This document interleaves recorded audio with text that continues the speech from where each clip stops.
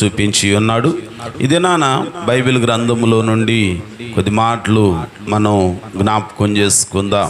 చూడండి, పరిశుద్ధ గ్రంథములో నుండి లేవి సంఖ్యాకాండము 17వ అధ్యాయము, సంఖ్యాకాండం 17వ అధ్యాయము 7, 8 వచనాలను ఒకసారి చదువుకుందాం.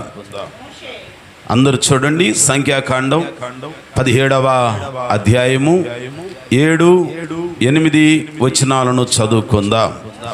మోషే వారి కర్రలను సాక్ష్యపు గుడారములో యెహోవా సన్నిధిని ఉంచెను.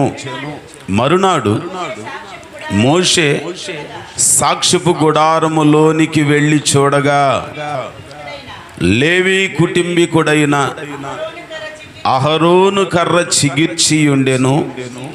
అది చిగిర్చి పువ్వులు పూసి బాదము పండ్లు గలది ఆయను.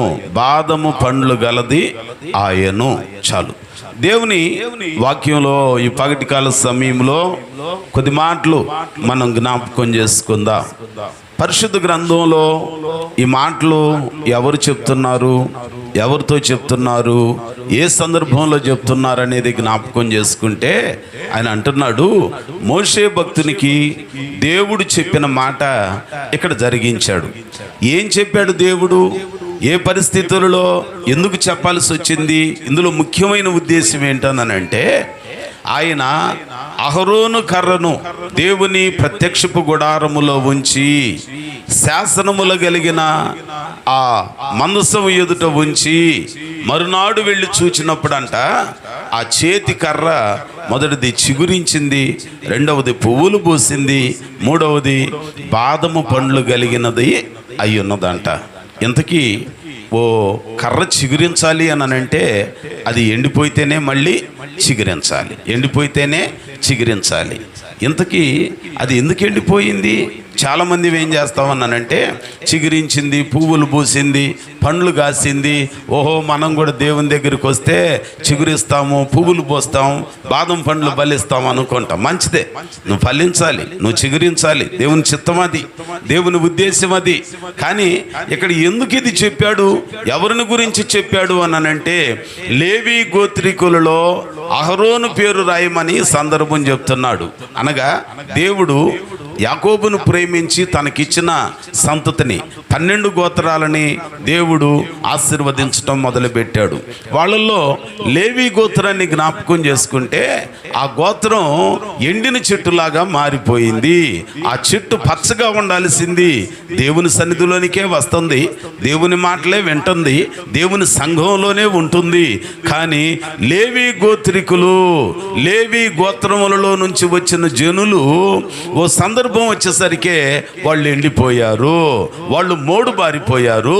మోడు బారిపోవటానికి గల కారణం ఏంటి?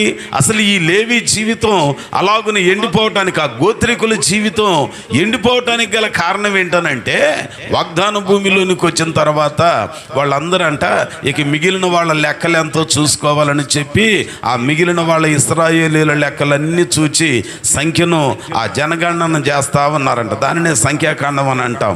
మొత్తానికి వీళ్ళందరూ వచ్చిన తర్వాత ఓ సందర్భంలో లేవి గోత్రములో అంటే లేవి కుటుంబంలో ఆయన యొక్క సంతతిలో మునిమనముడై ఉన్న ఒకడు, ఆ గోత్రానికి ముఖ్యమైన వానిగా చెప్పబడిన వాడు ఏం చేశాడు అనంటే, 16వ అధ్యాయము సంఖ్యాకాండము 16వ అధ్యాయము 1 వచనం నుండి చూద్దామండి. లేవికి మునిమనముడును, కహాతుకు మనముడును కోరహు, రూబేనీయులలో ఏలియాబు కుమారులైన దాతాను, అబీరాములు, వీళ్ళందరూ ఏం చేస్తున్నారని అంటే, లేవి గోత్రికులలో కొంతమంది, అలాగనే ఆ రూబేను గోత్రములలో కొంతమంది. ఓ తరం వచ్చేసరికి ఆ లేవి గోత్రానికి చెందినవాడు కోరహు అనే వ్యక్తి ఉన్నాడు. ఈ కోరహు ఆ తర్వాత దాతాను అబీరాములు ఏం చేశారనంటే ఈ గోత్రం ఎండిపోవటానికి, వీళ్ళ కష్టాలు రావటానికి, వీళ్ళకి ఇబ్బందులు రావటానికి గల కారణం ఏంటి? ఎండిపోయిన తర్వాత కదా చిగురించటం. అసలు ఎండిపోవటానికి గల కారణం ఏంటనంటే వీళ్ళందరట 2వ వచనంలో అంటారు, ఇశ్రాయేలీయులలో పేరు పొందిన సభికులను సమాజ ప్రధానులను అయిన 250 మందితో మోషేకు ఎదురుగా లేచి, మోషే అహరోనులకు విరోధముగా పోగుపడి మీతో మాకిక పని లేదు, మీతో మాకిక పని లేదు. ఇప్పుడు ఈ లేవి గోత్రం, ఆ గోత్రంలో ఉన్న కోరహు అనే ఆయన కాలం వచ్చేసరికి దాతాను అబీరాముల కాలంలో అసలు ఈ లేవి గోత్రానికి చెందిన వాళ్ళు ఎండిపోవటానికి, పతనం అవటానికి, మోడుబారటానికి గల కారణం ఏంటనంటే వాళ్ళందరట 250 మంది పోగుపడి మోషేకు ఎదురుగా లేచి, మోషే ఎవరు?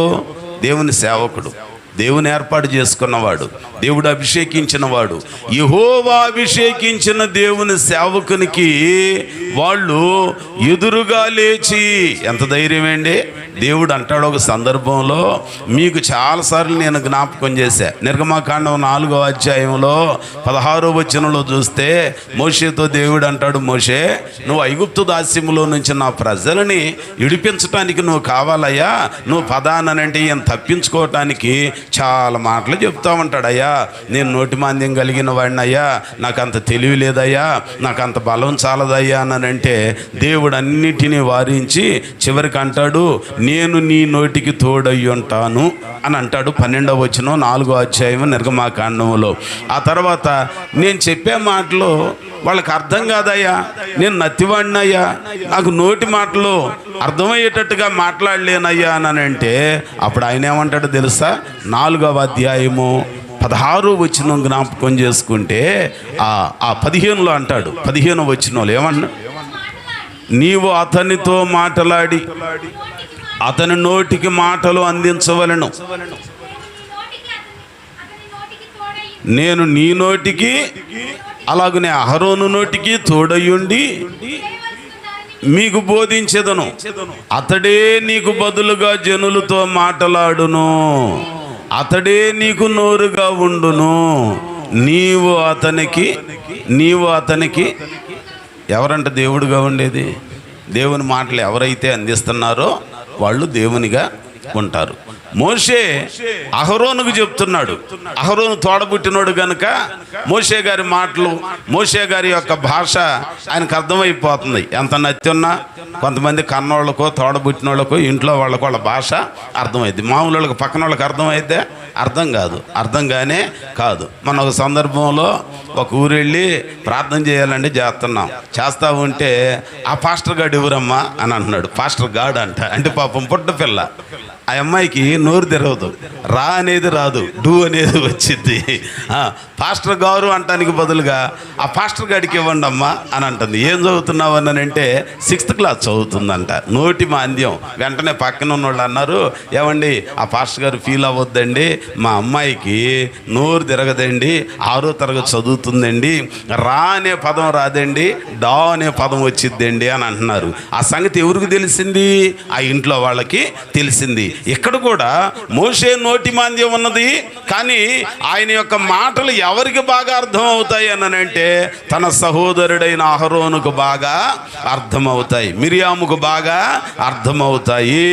అందుకని ఇప్పుడు దేవుడు అంటున్నాడంట, మోషే నేను నీతో మాట్లాడతా, నీ మాట బాగా అర్థం చేసుకునేవాళ్ళు అహరోను ఉన్నాడు కాబట్టి అహరోను నీ మాటలు అర్థం చేసుకొని నా మాటగా జనులకు ఆయన మాటలు అందిస్తాడు. దేవునికి స్తోత్రం.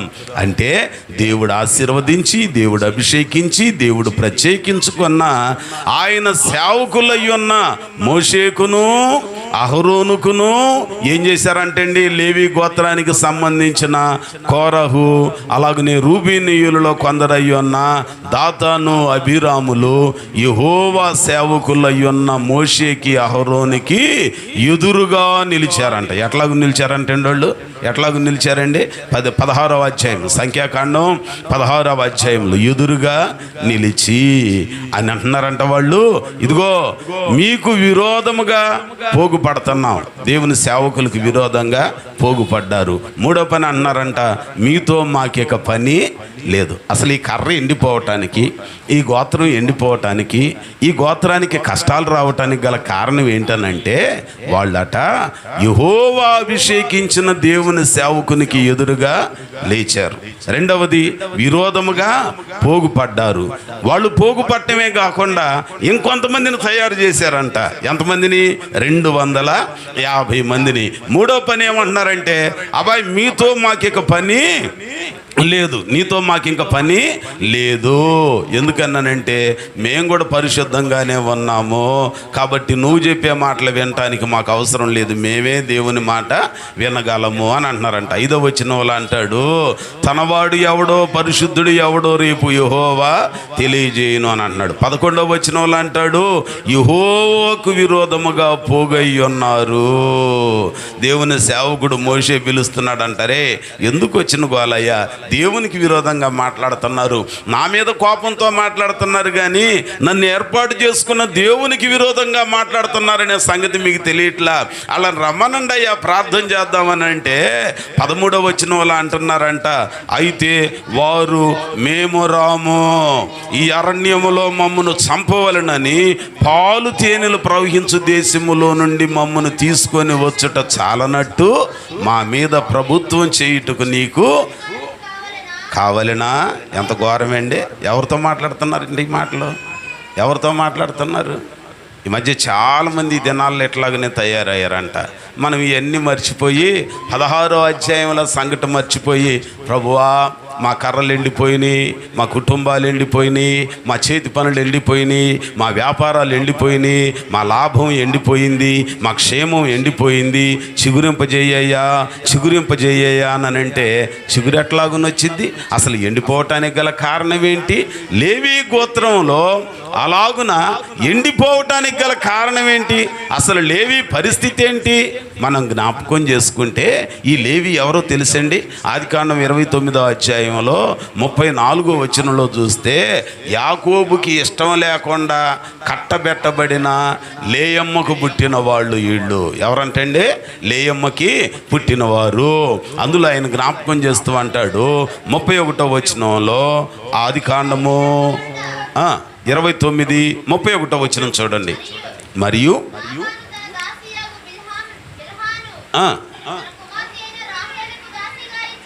ఇచ్చెను. 31వ వచనం 29వ అధ్యాయం ఆదికాండం. లేయా ద్వేషింపబడుట యెహోవా చూచి ఆమె గర్భము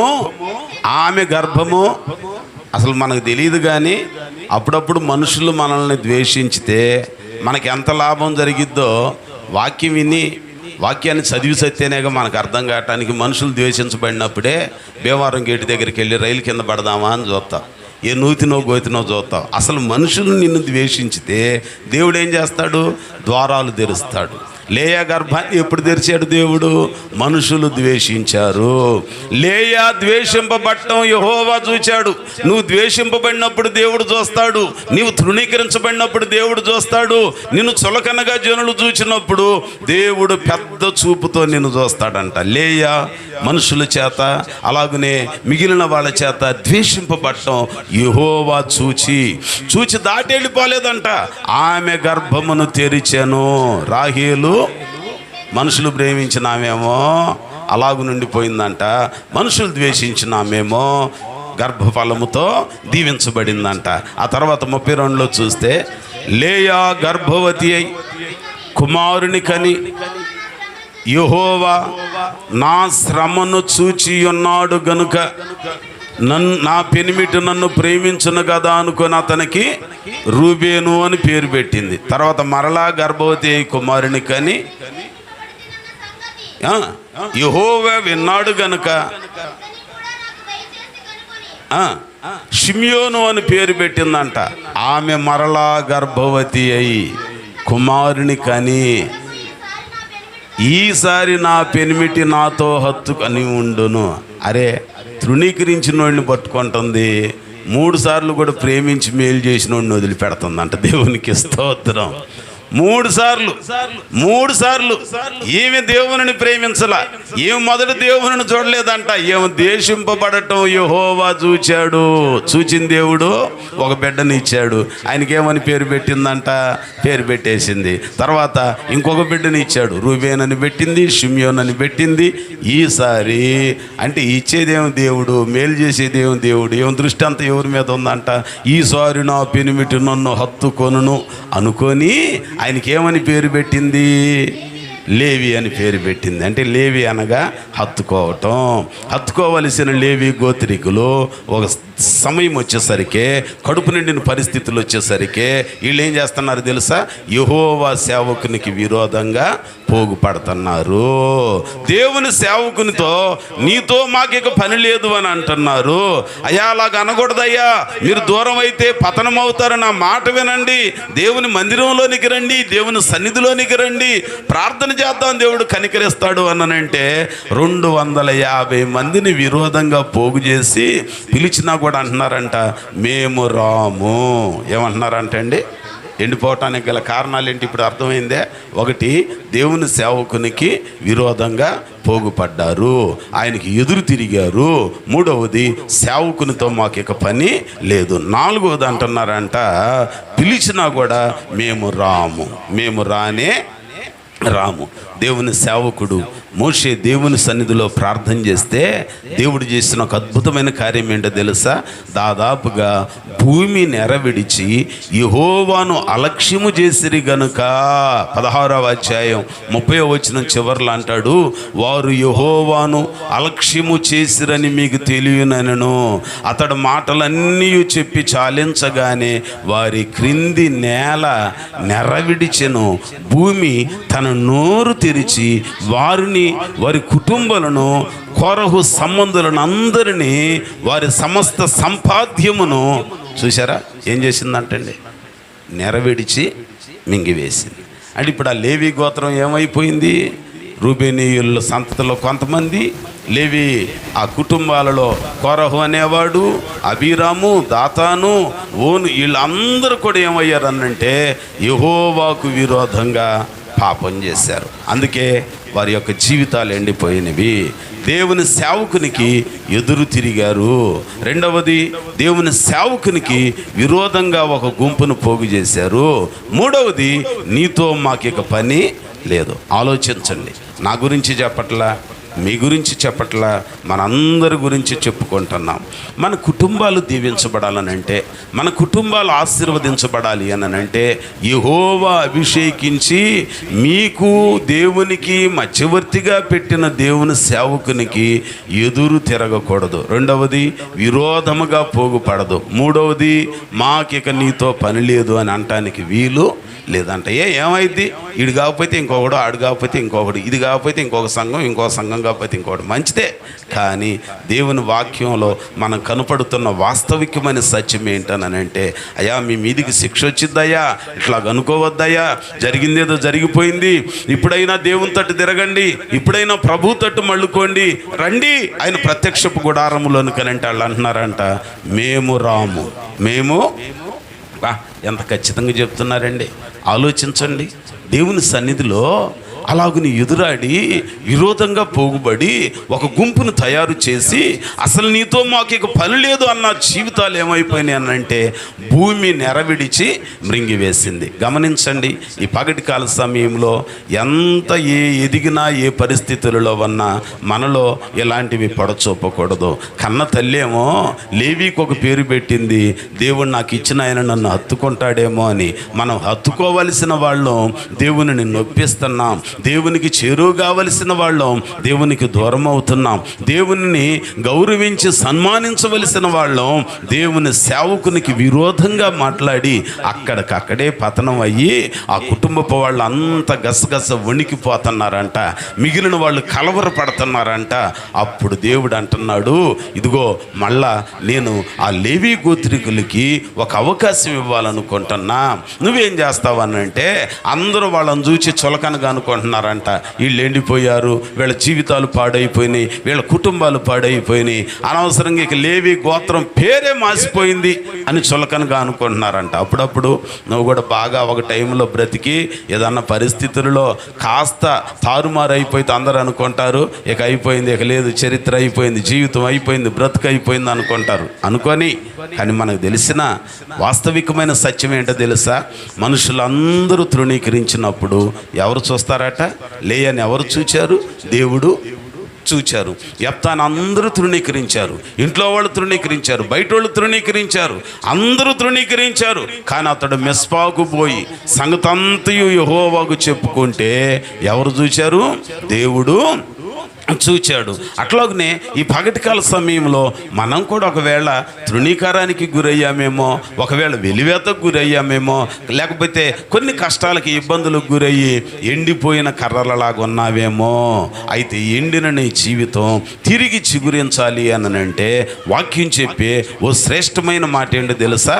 మనమంట దేవుని సన్నిధిలో కొన్ని పనులు చేయాలి. ఇప్పుడు లేవి గోత్రికులు అయ్యో మా కర్రలు ఎండిపోయినాయి, మా జీవితం అయిపోయింది అనుకుని బాధపడతంటే దేవుడు చెప్తాడు, అందరూ వాళ్ళని చూసి నవ్వుకుంటున్నారు కదా, నిన్ను చూసుకొని నవ్వుకుంటున్నారేమో, నవ్వుకొని కానీ మోడు బారిన ఎండిపోయినా నువ్వు చిగురించాలి అనంటే నువ్వు చేయాల్సిన పని ఏంటనంటే దేవుడు మోషేకి చెప్పాడంట, అయ్యా 12 కర్రలు తీసుకో, 12 గోత్రాలు కదా, ఒక్కొక్క గోత్రానికి ఒక్కొక్క కర్రని తీసుకో, ఆ కర్ర మీద వాళ్ళ గోత్రానికి మూల పురుషుడు ఎవరో ఆయన పేరు రాయి. మరి లేవి కుటుంబానికి చెందిన వాళ్ళు అందరూ పోయారనంటే అహరోను ఉన్నాడుగా, ఆ గోత్రకర్తల పేరులలో అహరోను పేరు మాత్రము నీవు రాయి. లేవి గోత్రానికి ఎవరి పేరు రాయమన్నాడు? ఆ కర్ర మీద అహరోను పేరు రాయమన్నాడు. రాసి ఏం చేశాడనంటే ఇప్పుడు ఆ తీసుకొచ్చి యెహోవా ప్రత్యక్షపు గుడారములో, సాక్షిపు గుడారములో వాళ్ళను ఉంచారంట, ఆ కర్రలు ఉంచాడంట. ఉంచిన తర్వాత మరుసటి రోజు ఉదయం వెళ్ళి చూస్తే ఇప్పుడు 11 కర్రలు అట్లాగునే ఉన్నాయంట.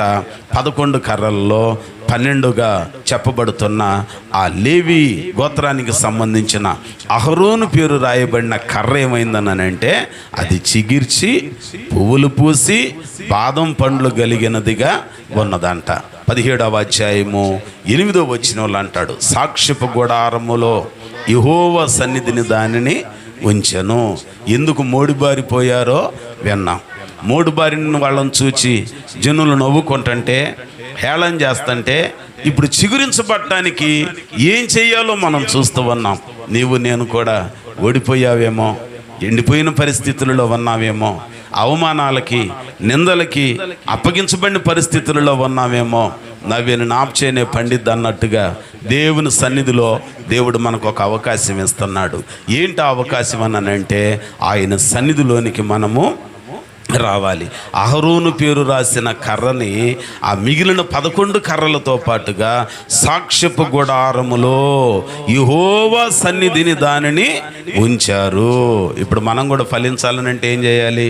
ఎక్కడికి రావాలి? సాక్ష్యపు గుడారం. సాక్ష్యపు గుడారం అని అంటే ఏది? దేవుని మందిరం, సంఘం, సహవాసం, పరిశుద్ధులు కూడుకునే స్థలం. దేవుని మందిరంలోనికి రావాలి, సంఘంలోనికి రావాలి. వస్తే అప్పుడు మనం ఏమవుతామనంటే బహుగా ఫలించటానికి అవకాశము ఇస్తాడు. నువ్వెంత ఘోర పాపివైనా, ఎంత భయంకరమైన ఇబ్బందులలో కష్టాలలో ఉన్న వాళ్ళైనా మూడు బారిన నీ జీవితం చిగురించాలనంటే నువ్వు చేయాల్సిన పని ఇదే. అందుకని భక్తుడు అంటాడు, మూడు బారిన జీవితాలను చిగురింపచేయగలవు నీవు, మూడు బారిన జీవితాలను చిగురింపచేయగలవు నీవు, మారా అనుభవం మధురముగా మార్చగలవు నీవు, మారా అనుభవం మధురముగా మార్చగలవు నీవు, మహోన్నతుడా నీ కృపలో నేను నివసించుట నా జీవితం ధన్యతయున్నది. హల్లెలూయా. ఎక్కడ ఉండాలంట? ఎలాగంట మనం మూడు బారిన మన జీవితాలు చిగురించాలని అంటే ఎండిపోయిన మన యొక్క కర్రలు తిరిగి మరలా చిగురించి పువ్వులు పూసి పండ్లు కలిగినదిగా ఉండాలి అని అంటే మనమంట సాక్ష్యపు గుడారములోనికి వచ్చేవారిగా ఉండాలి. దేవుని మందిరంలోనికి రావాలి, దేవుని పాదాల దగ్గరికి రావాలి. అందుకనే ఆ సంఖ్యాకాండం 17వ అధ్యాయంలో ఈ మాట చెప్తూ అంటాడు, ఇదిగో ఆ కర్రలన్నీ తీసుకొచ్చి వాళ్ళ గోత్రానికి మూల పితరుల పేర్లు రాసి లేవి గోత్రానికి మాత్రం అహరోను పేరు రాసి అక్కడ పెడితే, మందిరంలో పెడితే, మందిరంలో కూడా ఏమున్నాయంట అక్కడ 4వ వచనంలో అంటాడు, ప్రత్యక్షపు గుడారములో శాసనముల ఎదుట వాటిని ఉంచాలి. కొంతమంది గుడారంలోనికి వస్తారు కానీ శాసనాలని, ఆజ్ఞలని, ఉపదేశాన్ని, కట్టడలని అనుసరించరంట. మనం దేవుని సన్నిధిలోనికి రావాలి, సంఘంలోనికి రావాలి, సహవాసంలోనికి రావాలి. వచ్చిన తర్వాత ఆయన మాట విని, ఆయన కట్టడలు విని, ఆయన ఆజ్ఞల ఎదుట మనం జీవిస్తూ ఉంటే అప్పుడు దేవుడు ఎండిన మనల్ని చిగురించేటట్లుగా చేస్తాడు. ఇప్పుడు ఎండిపోయిన మనం చిగురించాలి. ఏ విషయంలో ఎండిపోయావో, వ్యాపారంలో ఎండిపోయావో, ఆయుష్ విషయంలో ఎండిపోయావో, ఆరోగ్య విషయంలో ఎండిపోయావో, లాభం విషయంలో దొరకకి ఎండిపోయావో, ఏ విషయంలో నువ్వు ఎండిన నీ జీవితం చిగురించాలని అంటే మనుషులు నిన్ను చూచి హేళన చేస్తున్నారేమో, మనుషులు నిన్ను చూచి తృణీకరిస్తున్నారేమో, మనుషులు నిన్ను చూచి చులకనగా చెప్పుకుంటున్నారేమో, అయిపోయిందని యోబును కూడా చూచి అనుకున్నారంటే ఇక అయిపోయింది, యోబు జీవితం అయిపోయింది, యోబు చరిత్ర అయిపోయింది, మొత్తం అయిపోయింది. 10 మంది పిల్లలు ఊడుసుకుపోయారు, ఆస్తిపాస్తులు పోయినాయి, అంతా పోయింది, యోబు కూడా అయిపోయేది, ఇక రేపో మాపో చచ్చిపోతాడు అనుకున్నాడంట. కానీ ఎండిన యోబు జీవితాన్ని దేవుడు చిగురింపజేయటానికి గల కారణం ఏంటి తెలుసా? తాను ఎక్కడున్నాడు? యెహోవా సన్నిధిలో ఉన్నాడంట. యెహోవా ఇచ్చాను, యెహోవా తీసుకొని అన్నాడే కానీ యెహోవాతో నాకు పని లేదనే మాట. లోకంలో ప్రార్థనే చేస్తున్నాం కానీ, విశ్వాసులుగా ఉంటున్నాం కానీ ఎంత అహమేండి, ఎంత గర్వమేండి. ఎవడన్నా కాస్త ఒరిగిపోతే ఎంత చులకనగా మాట్లాడతామండి. ఎవరికైనా కష్టాలు వస్తే దేవుడికి వాడి చరిత్ర తీసేసాడని అంటున్నావే, అయిపోయింది వాడి జీవితం అంటున్నావే. దావీదును కూడా అనుకున్నారు అయిపోయింది వీని జీవితం, సౌలే చంపుతాడు, పిల్లనిచ్చినోడే చంపుతాడు అనుకున్నారు. కానీ దేవుని చేతికి అప్పగించుకున్నాడు, దేవుని గుడారంలో దాగి ఉన్నాడు, దేవుని సన్నిధిలో ఉన్నాడు. యెహోవా మందిరావరణములను చూడవలనని ఆశతో నా ప్రాణం కేకలు వేయించినదన్నాడు. ఆ ఎండిన అనుభవాలలో, మూడు బారిన అనుభవాలలో వాళ్ళేళ్ళ వైపు చూడకుండా దేవుని వైపు చూడటానికి నీవు నేను ఇష్టపడితే దేవుడు ఏం చేస్తాడో తెలుసా? కీడులన్నిటిని మేలులుగా మారుస్తాడంట. అందుకని భక్తుడు ఈ సంవత్సరం పాట రాస్తూ దైవజనులు అంటాడు, మరణపు లోయలో దిగులు చందగా అభయము నందితి నిన్ను చూచి,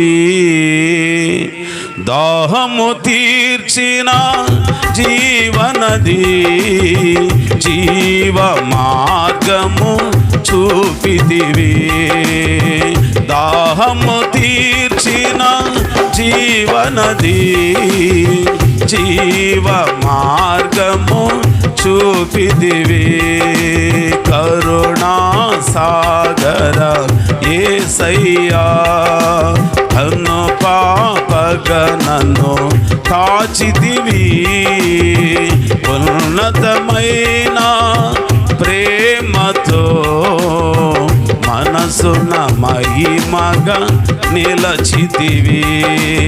ఆయన కరుణా సంపన్నత కలిగినోడంట.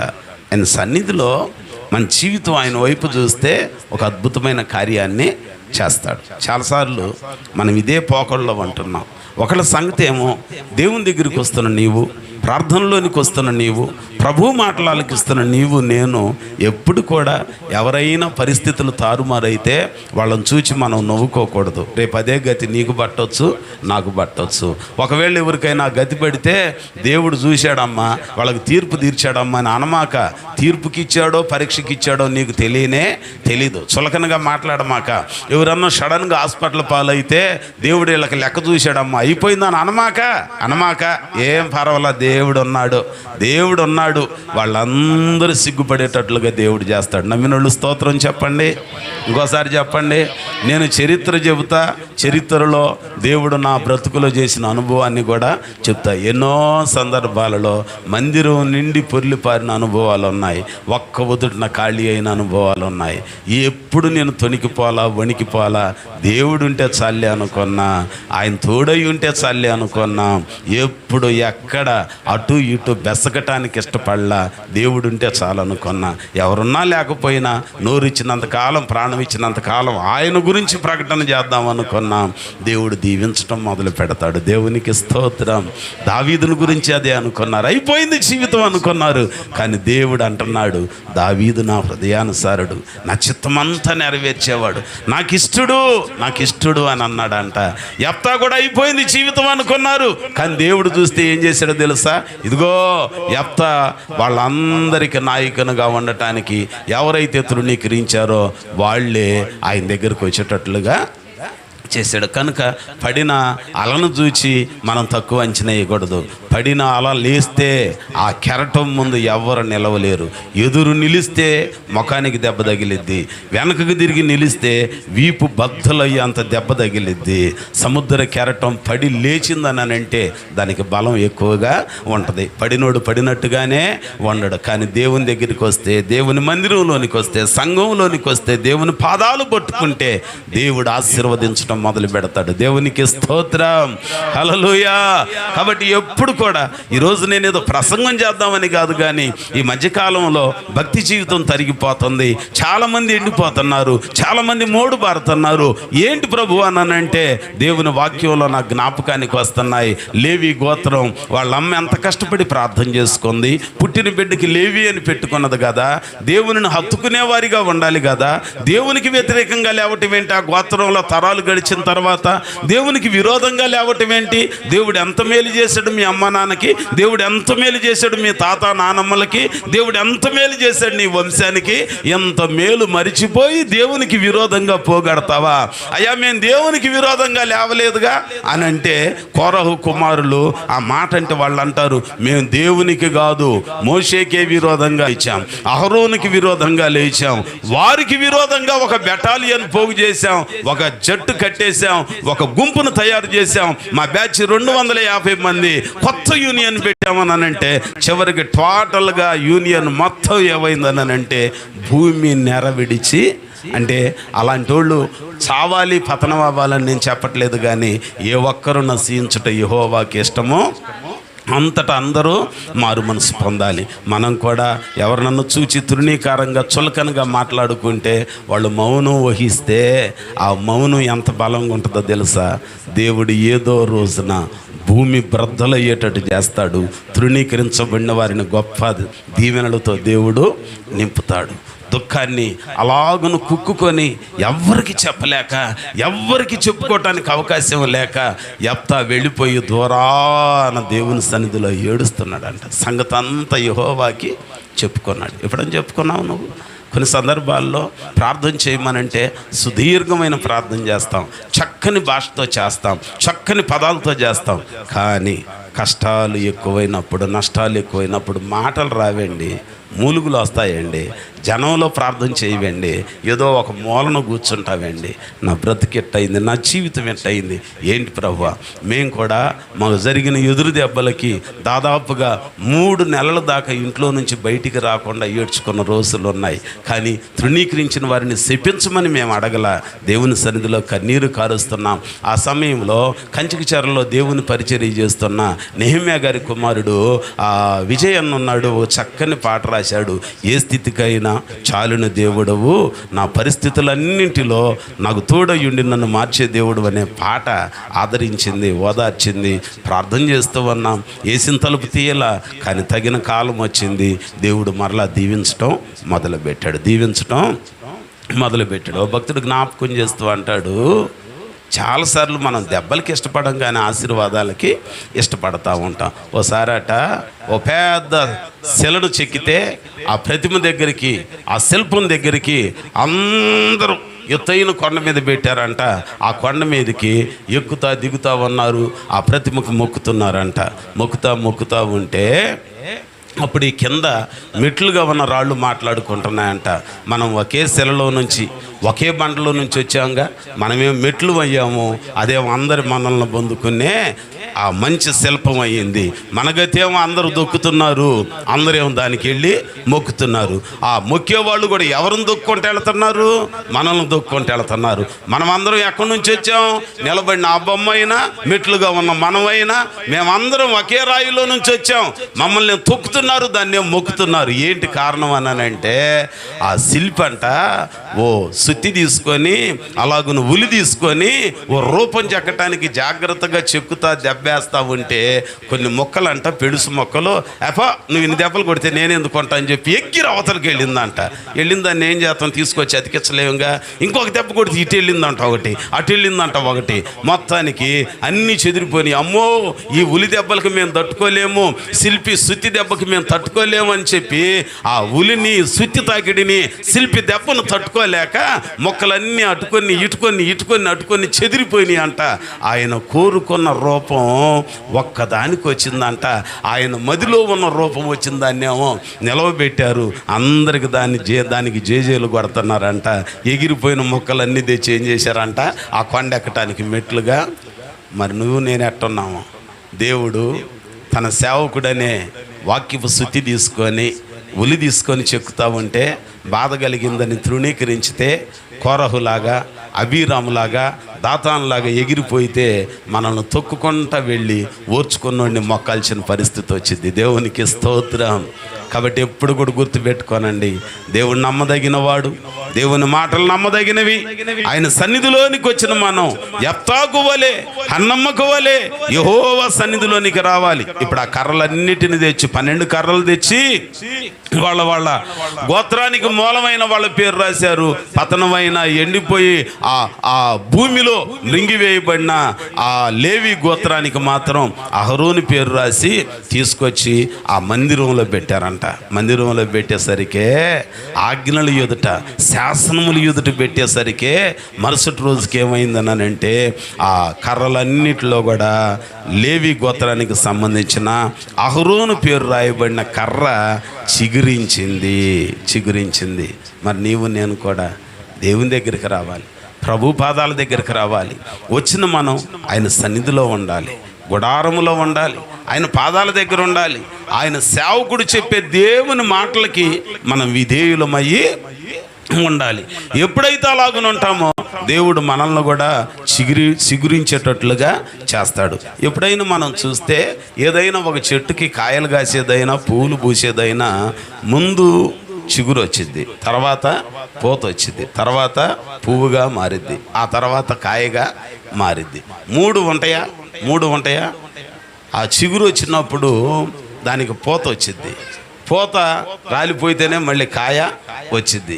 ఆ కాయ కూడా పండాలి అని అంటే ఈ చిగురు ఇవన్నీ అయిపోవాలి. అవును కదండి? చిగురు పోయి ముదిరిపోయిన ఆకులాగా అయిపోద్ది. చిగురించిద్ది, పుష్పించిద్ది, కాయలు కాసిద్ది. కానీ చివరికి కనపడేది కాయలే. ఈ రెండు కనపడవు. అది ఒక్క రోజులోనే ఆ రాత్రికి రాత్రే తెల్లవారేసరికేనంట అది చిగురించింది, పువ్వులు పూసింది. ఆ కర్రకి కాయలు కూడా ఉన్నాయి. అంటే దేవుని సన్నిధిలో నీవు నేను కూడా చరిత్ర తిరగరాసేటట్లుగా, జనులు ఎవ్వరికి వల్ల కానట్లుగా ఆయన అద్భుతాన్ని చేస్తాడు. అందుకని యోబు గ్రంథంలో 14వ అధ్యాయంలో 7 నుంచి 9 వచనాలు చూస్తే, వృక్షము నరకబడి అది తిరిగి చిగురించిననియు, దానికి లేత కొమ్మలు వేయుననియు నమ్మకం గలదు. దాని వేరు భూమిలో పాతదైపోయినను. ఎంత బాగుందో చూసారా మాట. ఓ వృక్షాన్ని, చిన్న కొమ్మను కాదంట, ఓ పెద్ద వృక్షాన్ని మనం నరికిన తర్వాత భూమి కంట నరికేసిన తర్వాత జరిగిన కార్యం ఏంటనంటే దాని వేరు కూడా కనపడకుండా మనం చేసాం. అంత అయిపోయిన తర్వాత కొద్ది రోజులు పోయాక ఎక్కడో దూరాన నీళ్లు ప్రవహిస్తూ ఉంటాయి. ఆ నీటి వాసన తగిలితే అదేం చేసిద్దంట, తిరిగి తిరిగి చిగురించిద్ది. అంటే విశ్వాసం అనే వాసన, దేవుని వాక్యం మీద నమ్మకం గనక మనకుంటే మూడు బారిన నేల మట్టుకు నరికివేయబడినా అది తిరిగి చిగురించిద్దా లేదా? చిగురించిద్దా లేదా? చిగురించిద్ది. ఉదాహరణకి ఆహాబు జీవితాన్ని మనం జ్ఞాపకం చేసుకుంటే, ఆహాబు ఇశ్రాయేలీయులను పాలించాలి, ఈయన పాలన చేయాలి, ఈయనే ప్రజల బాగోగులు చూడాలి. కానీ వాళ్ళ ఆవిడ ఈయన ఇంట్లో కూర్చోబెట్టి ఎవరు చేస్తున్నారు? మొత్తం యెజబెల్ చేస్తుంది. ఎవరండి ఆమె? యెజబెల్ చేస్తుంది. యెజబెల్ చేస్తుంటే కూర్చున్నాడు. ఒక దశ వచ్చేసరికి ఎట తయారయ్యాడనంటే, ఒక రోజు ఇంటికి వచ్చేసరికి వాళ్ళ ఆవిడ ఏమండి అల్లి అన్నదో మరి ఏరా అన్నదో నాకు తెలియదులే, మొత్తానికి అంత పాలన చేసేది అంత గౌరవంగా ఏమంటది? ఏమంటది? అంత మర్యాదకుంటే కుక్కలు ఎందుకు నాకుతాయి ఆమె రక్తాన్ని? ఏమండి మనకు తెలియట్లా ప్రేమ సువార్త చెబుతుంటే ఈ మధ్య మనకు కూడా అర్థం కావట్లేదు. అందుకే ఈరోజు అరుపులు కేకలు రాకుండా ఒరిజినల్గా మీకు అర్థం కావాలని మీరు చదివేదాకుండి నేను చెబుతున్నా. నేనేమో మీరు చదవకుండా వాక్యం చెబుతుంటే వనదో లేదో లేమ్మా, అన్నయ్య ఎవరి మీద వేసాడులే ఈరోజు. ఏంటి వేయటం తీయటం ఏంటంట, వేసేది తీసేది. ఎప్పుడు మనం పోతామో తెలియట్లా, ఎప్పుడు మనకు మరణం వచ్చిద్దో తెలియట్లా. అరే ఇప్పుడన్నా జీవితం చక్కబెట్టుకోకపోతే ఎట్ట? చింత తెచ్చిన పులుపు చావలేదన్న బతికితే ఎట్టాగా? దేవుని దగ్గరికి వస్తున్నాగా. ఆహాబునట యెజబెల్ ఇంటికి వచ్చి ఏమయ్యా భోజనం చేసావా? పక్కన వాళ్ళు చెప్పారంట, అమ్మ పెట్టానమ్మ 100 సార్లు పిలిచినా రాలేదా? ఎక్కడున్నాడు? ఒక గదిలో ఉన్నాడమ్మా, బెడ్రూమ్లో ఉన్నాడు. ఏం బాగోలేదేం తలుపు తీసేసరికి ఏమని చూసి మూతి ముడుచుకొని కూర్చున్నాడు అంట. అరే ఇదేంటి, వాళ్ళ ఆవిడ మూతి ముడుచుకోవాలి కానీ వాళ్ళ ఆయన మూతి ముడుచుకున్నాడేంటి? ఏమయ్యా మూతి ముడుచుకున్నావేంటి అన్నానంటే అప్పుడు అంటున్నారంటే ఏమి లేదయ్యా అమ్మా, నేను నాబోతు ద్రాక్ష తోట, అది నీది నువ్వు తీసుకోవాలి, ఇవిడ నమ్ముతానంటే కొనాలి, వాడిని బెదిరించి ఆక్రమణ చేద్దామని చూస్తున్నావేంటి? కబ్జా చేద్దామని చూస్తున్నావేంటి? నేను అది అడిగానమ్మా అమ్మమని. ఏమన్నాడో? నేను అమ్మనిది మా తాత ముత్తాతల కాలం నుంచి మాకు గుర్తుగా ఉన్నది, ఎంత కష్టమని నేను అమ్మను, అమ్మేటట్టుంటే నీకు చెబుతాలే రాజా అన్నాడంట. అందుకని బాధపడ్డాడంట. అసలు నువ్వు రాజు అయ్యి ఉండి బలం కలిగి బలత్కారం కలిగి బలగం ఉండి అధికారం ఉండి ఆయన అడగటువంటి పనికి మాలినోండి ఎలా రాళ్ళు బాతి స్వాధీనం చేసుకోపో అన్నాడంట. చివరికి ఆయన దాని రక్తం ఎవరు నాకారు? బలం ఉంటే ఉండొచ్చు, బలగం ఉంటే ఉండొచ్చు, కానీ దుర్వినియోగం చేయకూడదు. నా బలమా నా ఘనమా అనుకుంటే చాలదంట. దుర్వినియోగం చేయకూడదు. దేవుడు ఉండాలనుకోవాలి. ప్రభువా ఏమన్నా లేకపోయినా నీవు నాకుంటే చాలు. అందుకని భక్తుడు అంటాడు, నా ప్రేమ ప్రపంచము నీవేనయ్యా, నీవు లేని లోకాన నేనుండలేనయ్యా, నా ప్రాణం నా ధ్యానం నీవేనయ్యా. ఎప్పుడన్నా అంటున్నాం మనం, తింటానుకుంటే అండం, లేకపోతే అంటాం దేవా నీవే నా ప్రాణం. కరోనా కాలంలో ప్రార్థన అంటే ఇష్టం లేనోడు కూడా రోజుకు 30 సార్లు ప్రార్థన చేశారు. దేవునికి స్తోత్రం. రోజుకు 30 సార్లు.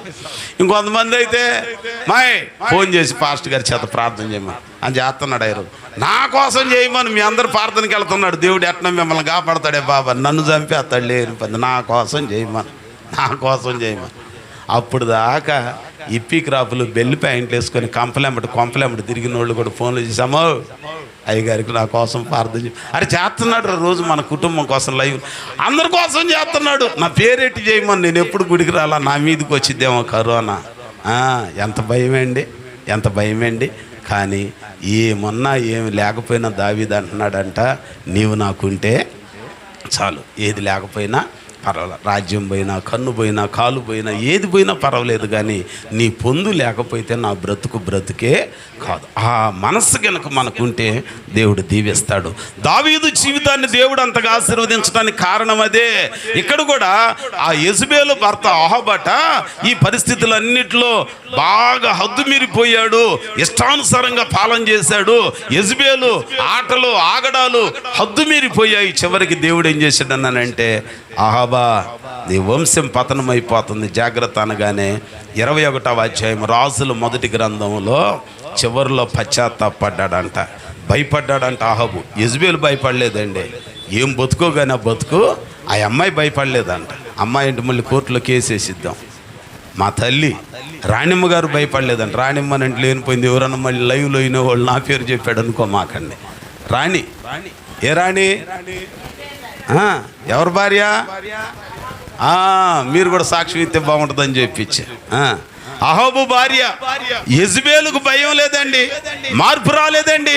మొత్తానికి అహాబు మాత్రం అయ్యా దేవుడి శిక్ష పంపించబోతున్నాడని అంటే రాజుల మొదటి గ్రంథం 21వ అధ్యాయము 27వ వచనంలో ఒక మాట అంటాడు.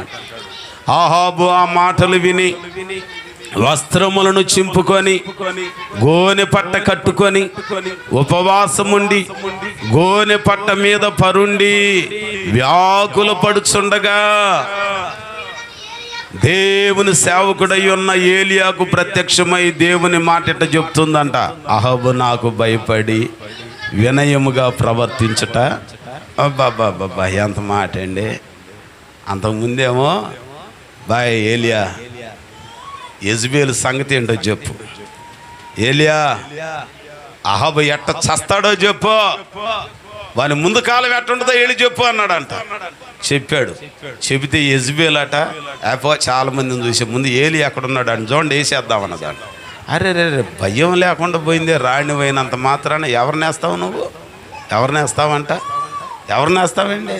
సరే రాణివి కాదు రాజు అనుకుందాం. రాణి అంటే ఏంటి అంత ఆడవాళ్ళకి చెప్తున్నాడు అనుకుంటారేమో. ఎవరిని వేస్తావంట? ఎంత ఘోరమండి. సేవకుడినా, యెహోవా చేత అభిషేకించబడినోడినా. మోషేకి ఎదురు తిరిగారంట. 250 మంది గుంపును చేశారంట. దాతాను, అబీరాము, కోరహు ఏమయ్యారు? భూమి నెరవేర్చింది. అరే ఈ సంగతులన్నీ తెలుసుకొని మళ్ళీ రాజుల కాలంలోనికి వచ్చేసరికి యెజబెలు విర్రవీగుతుందే. నీ బలం చూసుకున్నావా? నీ బలగం చూసుకున్నావా? నీకున్న అధికారం చూసుకున్నావా? చూచాడు దేవుడు. ఈ మాటలు చెప్పగానే అమ్మో దీన్ని చేసుకొని లేనిపోయిన తెప్పలు నా వంశం నాశనానికి వచ్చింది, అది చచ్చింది, నాకెందుకులే, నేను మాత్రం బతకాలని చివరికి ఏం చేశాడు తెలుసా? అతడు భయపడి గోనె పట్టగట్టుకొని పశ్చాత్తప్తుడవుతుంటే ఇప్పుడు దాకా ఏ చేత్తా తీసేత్తా లేపేస్తా అన్న దేవుడు అన్నాడంట దేవుని సేవకు. ఏలియా అయ్యా చిత్తం నేను చెప్పు. అహాబును చూసావా? చూశానయ్యా, మాలా గర్విష్ఠుడయ్యా, దుర్మార్గుడయ్యా, నా మీదే అటాక్ చేయబోయాడయ్యా. వాళ్ళ ఆవిడ నన్ను చంపడానికి మనుషులను పంపించింది. ఆయన నేను చూడకపోవటం ఏంటి? ఎంత గర్విష్ఠుడు తెలుసాడు? ఎంత గర్విష్ఠుడు అనుకున్నావయ్యా అని అన్నాడు. అగా అది కాదు, ఇప్పుడు చూసావా? ఏమైంది ఇప్పుడు? ఇప్పుడు చూడిపో నువ్వు. ఎవడైనా మారతాడేమో, వాడు మారడు ప్రభు అని నీకు తెలియదు అని అన్నాడా? దేవుడు సాక్ష్యం ఇస్తున్నాడంట. అతడు నాకు భయపడి వినయముగా ప్రవర్తించుట.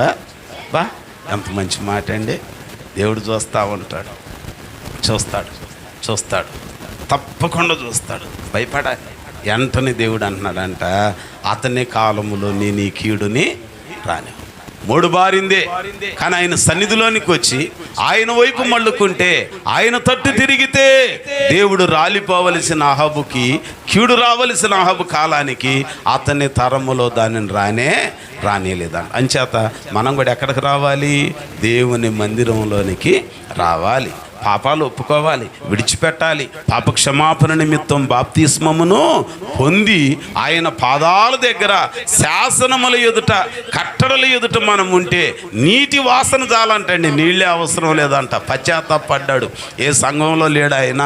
ఏలియా దగ్గరకు వచ్చి మోకాళ్ళు వేసి ప్రార్థన చేయాలా, సాష్టాంగ నమస్కారం చేసి ప్రార్థన చేయాలా, నూనె రాసి ప్రార్థన చేసుకోవాలా, లీటర్ల నూనె కూడా తాగల ఆయన. ఏమండి ఎక్కడున్నాడంట?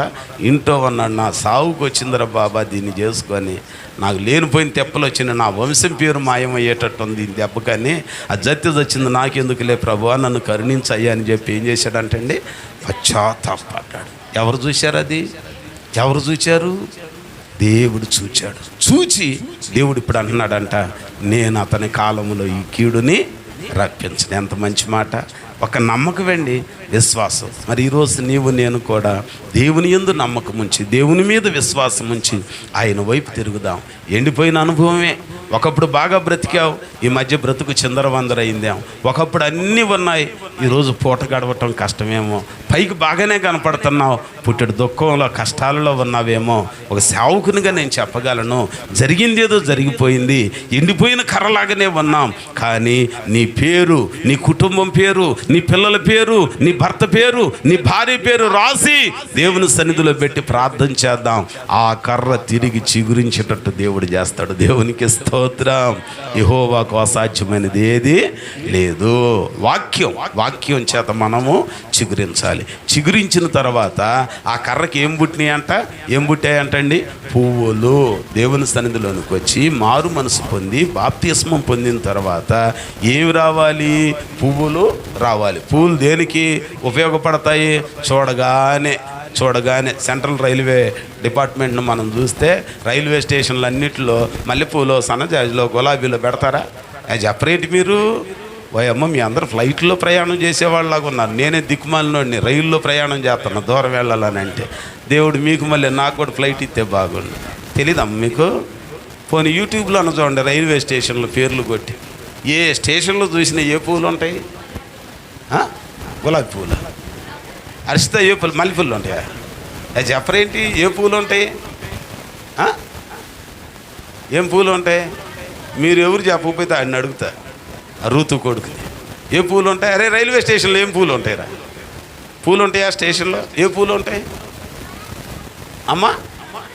కలర్ పూలు ఉంటాయి. అది ఆ పిల్లని అడిగితే ఖచ్చితంగా మల్లెపూలు అని చెప్పేది. అందుకే మీ చెల్లిని అడగల, నిన్ను అడిగా, నమ్మకస్తుడు అని. కలర్ పూలు ఉంటాయి అంటాడు, చెప్పాడు నమ్మకంగా. కలర్ పూలు రెడ్ ఉంటాయి, వైట్ ఉంటాయి కదండి, 2 రంగులేగా. కొన్ని చోట్ల ఈ మధ్య ఎల్లో కలర్ కూడా చూసాం మద్రాసు వెళ్ళేటప్పుడు స్టేషన్లో, బాపట్లనే అక్కడ చూసినట్టున్నాం మొత్తానికి కదండి. కలర్ పూలు ఉంటాయి. చూడటానికి అవి ఎంత అందంగా ఉంటాయి కదండి, అందంగా ఉంటాయి. అంటే పూలు అందంగా కనపడతాయి. రెండోది, కొన్ని పుష్పాలు సువాసనిస్తాయి. ఏం చేస్తాయంటండి? పరిమళానికి పెట్టుకుంటారు. కొన్ని వాసనకి, కొన్ని అందానికి. అంటే ఇప్పుడు మన సంఘం అనే ప్రత్యక్ష గుడారంలోనికి వచ్చాక, మారు మనసు పొంది బాప్తిస్మం పొందాక, వాక్యపు వాసన చేత, విశ్వాసం చేత మనం చిగురించాలి. మనకు చిగురు వచ్చిన తర్వాత చిగురుతో ఆగిపోకూడదు. చిగురుతో ఆగిపోవటం ఏంటి? వెళ్ళిపోయాడండి, మారు మనసు పొందాడండి, మొన్నే ఉపవాస దినాల్లో బ్యాండ్ మేళంతో బాప్తిస్మం తీసుకున్నాడు. మరి వాసన వస్తుందే? అరే కాగితం పూలు బతుకైపోయింది, వాసన రావాలి. బాప్తిస్మం పొందితే నీ దగ్గర నుంచి ఏం రావాలి? వాసన రావాలి. ఏ వాసన రావాలి? పాడతాం, సువాసన ఇల్లంత సువాసన, ఆ భోజన పంక్తిలో సీమోను ఇంటిలో. ఎవరింట్లో అని అంటండి? ఎస్కోలు ఇంట్లోకి వచ్చావు నువ్వు, మారు మనసు పొందాగా, చిగురు పుట్టిందిగా, బాప్తిస్మం పొందాగా, మరి పరిమళిస్తున్నావా? పరిమళ వాసన బయటికి రావాలి. అందుకనే ఎఫెసీ సంఘానికి ఉత్తరం రాస్తూ ఆయన మాట్లాడుతూ ఒక మాట అంటాడు. 5వ అధ్యాయము ఎఫెసీలకు రాసిన పత్రిక 5వ అధ్యాయం మొదటి 2 వచనాలను చదువుకుందాం.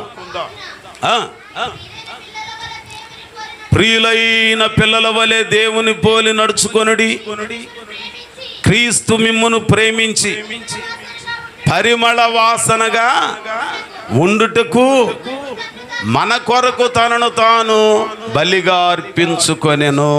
ఏ వాసన ఉండాలి? మనం ఎట్లాగనుండాలి? మారు మనసు పొందిన మనం, బాప్తిస్మంతో సిగిరించిన మనం, సాక్ష్యపు గుడారంలోనికి, ఎస్కోలు గుడారంలోనికి వచ్చిన నువ్వు, నేను, మనం అందరం సిగిరించాం. ఎవరండి వాళ్ళు అని అంటే మారు మనసు పొందారండి. ఎవరండి వాళ్ళు అంటే బాప్తిస్మంతో సిగిరించారండి. బాబూజీ నగర్ కాలువలో తీసుకున్నారండి, అదుగదుగదుగా అక్కడ ట్యాంకులో తీసుకున్నారండి, సముద్రంలో బందర్ బీచ్లో తీసుకున్నారండి, చిగురించారండి. అరే చిగురించిన నువ్వు పూలు పూసావా? పూసాలే, నీకేం తెలుసు నేను పూసానో లేదో. అప్పుడప్పుడు నువ్వు అన్న రంగు బట్టలు కడతావు. నేను బాప్తిస్మం తీసుకున్న నాటి నుంచి తెల్ల బట్టలు తప్ప ఇంతవరకు ఏ రంగు బట్టలు ధరించలే. ఒక ఆమె అంటుంది, నేను బాప్తిస్మం తీసుకొని 32 సంవత్సరాలన్నా ఎంతవరకు జడేసుకోవాలా, పూలు ఎట్టుకోవాలా. ఏ వేసావమ్మ అంటే ముడేసిందంట. నువ్వు ముడేయటమే మంచిదిలే, లేకపోతే ఆ జడతో మీ ఆయనకు ఉరేసి చంపుతావులే అనుకున్నా. ఎంత గొప్ప ఆమె. ముడేయదంట, రంగు బట్టలు కట్టదంట. రంగు చీర ఒక 300, 250 మొక్కల చీరలు అయితే ఎంత పెట్టుకుంటుందో తెలుసా? 2500 పెట్టి తెచ్చిద్దంట వైట్ శారీ. దేవునికి స్తోత్రం. మరి వాడికి ఉరి కాకపోతే ఇంకేమన్నా గురి ఉంటుందో చెప్పండి?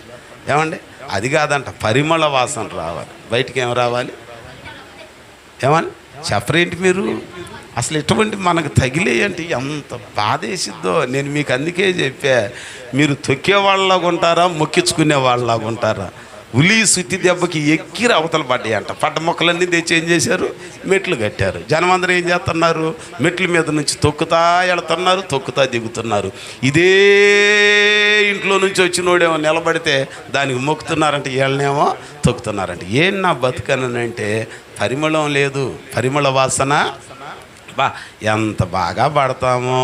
ప్రేమాపూర్ణుడా, స్నేహశీలుడా, విశ్వనాథుడా, విజయ వీరుడా, ఆపత్కాలమందున సర్వలోకమందున్న దీనజనాళి దీపముగా వెలుగుచున్నవాడా, ఆరాధింతు నిన్నే లోకరక్షకుడా, ఆనందింతు నీలో జీవితాంతమో, నీ కృప ఎంత ఉన్నతమో వర్ణించలేను స్వామి.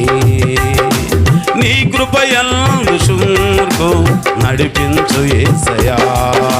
ప్రేమాపూర్ణుడా, స్నేహశీలుడా, విశ్వనాథుడా, విజయ వీరుడా. హల్లెలూయా. పరిమళ వాసన రావాలంట. ఏం రావాలంటండి? వాసన రావాలి. నువ్వు నిజంగా చిగురించితే పువ్వులు రావాలి. అంటే నీ సాక్ష్యం, నీ సాక్ష్యం పరిమళించాలంట. కొంతమందిని చూస్తాం, ఏంటి ఆడ ఇట్ట అన్నది, అరే మొన్నేగా ఉపవాసాల్లో ఓ బ్యాండ్ మేళంతో ఘనంగా బాప్తీస్తుంది.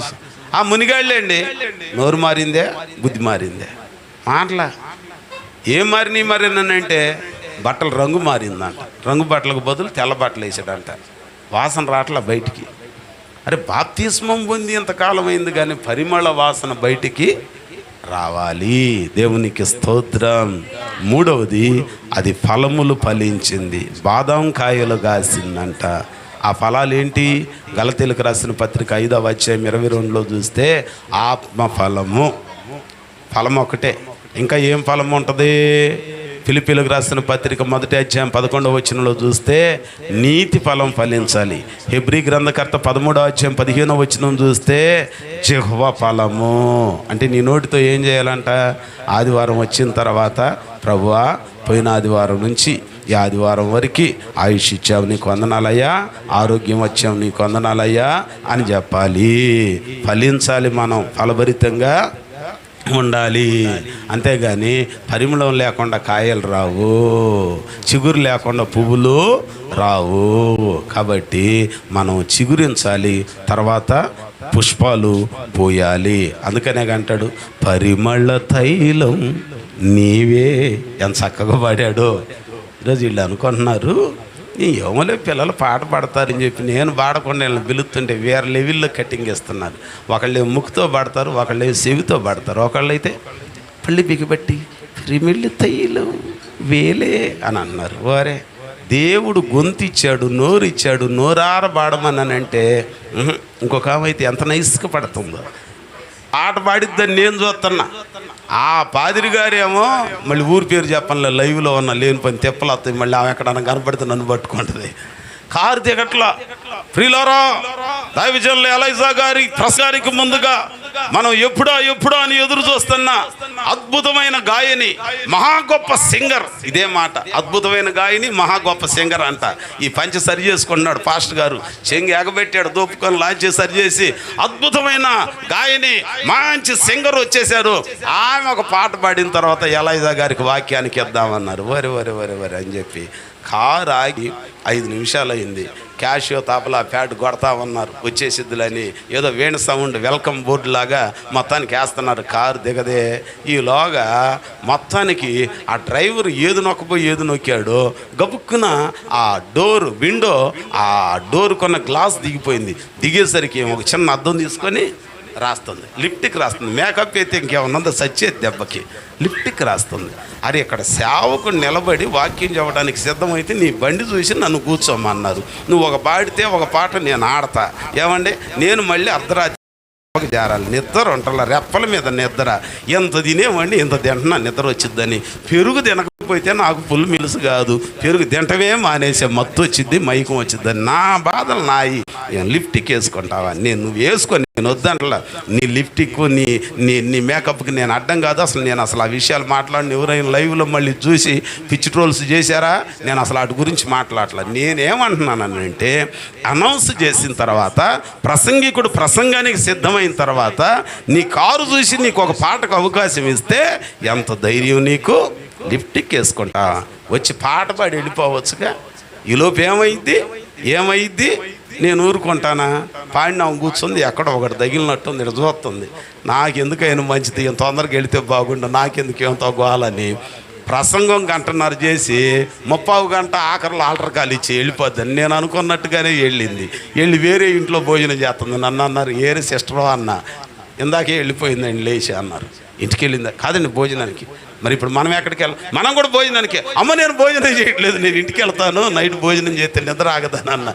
లేదండి మనం అక్కడికి ఎక్కడ భోజనం అన్న, ఆ ఇంట్లోనండి. మరి కారు లేదు అక్కడ, ఆమె ఇంకొకళ్ళ ఇంట్లోనండి. రాయిదు పద నాకు ఆకలి అవుతుంది అన్న. దేవునికి స్తోత్రం. జాగ్రత్త. దేవుని సన్నిధిలో మనం ఫలించే వారిగా ఉండాలి. కనుక ఈ పగటికాల సమయంలో కూర్చున్న మనందరి జీవితాలలో దేవుడు మేలు చేయాలి, దీవెన దయచేయాలని అంటే మీకు ఒక మాట గుర్తు చేస్తున్నా. ఎందుకు ఎండిపోయామో తెలుసుకోవాలి.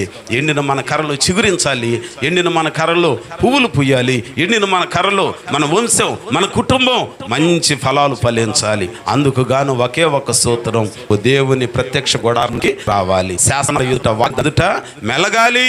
మెలిగిన నీవు పాపం ఒప్పుకొని విడిచిపెట్టి బాప్తిస్మం పొంది చిగురించాలి. చిగురించిన నీవు సాక్ష్యం పరిమళ వాసనగా ఉండాలి. సాక్ష్యం కలిగిన నీవు అన్ని విషయాలలో ఫలించే వారిగా ఉండాలి. వాళ్ళు ఎండిపోవటానికి కారణం దేవునికి విరోధంగా కాదు, ముందు దేవుని సేవకునికి విరోధంగా పోగుపడ్డారు. ఇంకొంతమందిని పోగు చేశారు. నువ్వు పోగు చేస్తున్నావా? దేవుడు పిలిచాడు, దేవుని సేవకుడు పిలుస్తున్నాడంట. అయ్యా మీరు తెలియక చేస్తున్నారు, రండి ప్రార్థనకి దేవుని సన్నిధిలో కూర్చుందాం, కనికరం దొరికిద్దానని అంటే మేము రాము ఏమన్నారంట? మేము రాము. అప్పుడప్పుడు నేను కూడా పాటలు పాడటానికి ఈ మధ్య పిల్లలను పిలుస్తుంటే, ఎందుకు వాళ్ళకి ఇచ్చావు మాకు ఇవ్వట్లేదుగా, రాము ఎట్ట ఊపుతున్నారు. నాకున్నదే వీళ్ళు ఇద్దరిలో ఆడు పాడితే ఏమొక బాధ, ఏం పాడితే ఆడి బాధ. వీడు పాడినోడు ఏమో నూరుకుంటాడా? వీడు కనుభవంతులతో ఎగరేస్తూ ఉంటాడు. ఏమంటే నేను ఎందుకు చెప్తున్నానంటే, దేవుని పనికి వచ్చాక, దేవుని సన్నిధికి వచ్చాక, నేను మీ నాయన్న కాదు, సేవకుడిని. దేవునికి స్తోత్రం. అంతే. మీ అందరికి చెప్పి నా ఇంటి వాళ్ళకి ఇది లేదని కాదు.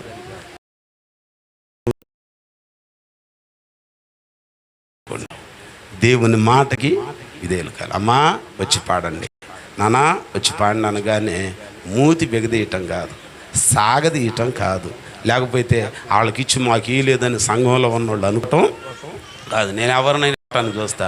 రాత్రి కుటుంబ ప్రార్థన అని ఆడికి వెళ్ళేసరికి సరిగ్గా 10 నిమిషాలు తక్కువ 8 గంటలు అయింది. మైకు పెట్టాడు కానీ ప్రార్థన చేయట్లా. ఇలా అక్కడ ఉన్న పాస్టర్ గారు ఊపుకుంటూ వస్తున్నాడు మా కారుకి ఎదురు. ఏంటి ఇంకా రికార్డులు మోగుతున్నాయి, ప్రార్థన మొదలు. స్నానం చేసి వస్తాగా 5 నిమిషాలు అన్నాడు. పెచ్చగా రేగింది కోపం. స్నానం చేసి వస్తావా? ప్రార్థన 5 నిమిషాల్లో నీ ఇంటికి వెళ్ళి పడుకుంటావు. మేము 3 గంటల ప్రయాణం చేయాలి. 3 గంటల ప్రయాణం చేయాలి. జాగ్రత్త. కోపం వచ్చి ఇంకోసారి ఇటు చేస్తే నేను రానే. టైం ఒక సమయం మనం చెప్పుకున్నప్పుడు సమయానికి నేను అడిగా పాస్టమ్మని, ఏమా 9ంటికంటే వచ్చారా? 9:30కు మొత్తం వచ్చారండి అన్నది. నమ్మకంగా చెప్పింది. ఎంత పరిమళమో అనుకున్నా. తీరా ఈడ చూస్తే చిగురుంది కానీ పరిమళ వాసన. ఎప్పుడు వచ్చింది పరిమళ వాసన? 10 నిమిషాల దాకా 11కి బాగా గుబాళించి వచ్చింది. అంటే ఎండ ఎక్కువైతే కానీ వాసన రాదనమాట మన పువ్వులు. స్తోత్రం చెప్పండి. ఒక టైం చెప్పినప్పుడు టయానికి మనము రావాలి. దేవునికి మహిమ కలుగును గాక. కనుక ఈ పగటికాల సమయంలో కూర్చున్న మనం ఆ రీతిగా దేవునికి ఇష్టలుగా దేవుని సన్నిధిలో దేవుని మందిరంలో ఉండి బాప్తిస్మం ద్వారా సిగురించి మంచి సాక్ష్యం ద్వారా పరిమళ వాసనగా పువ్వులు పూసి ఆత్మ సంబంధమైన ఫలాలతో ఫలించి వర్ధిల్లటానికి ప్రభు వాక్యం సహాయం చేయనుగాక. దేవుడి మాటలు మన వినికిడిలో ఫలింప చేయనుగాక. ప్రార్థన చేసుకుందాం. తలలు వంచుదాం.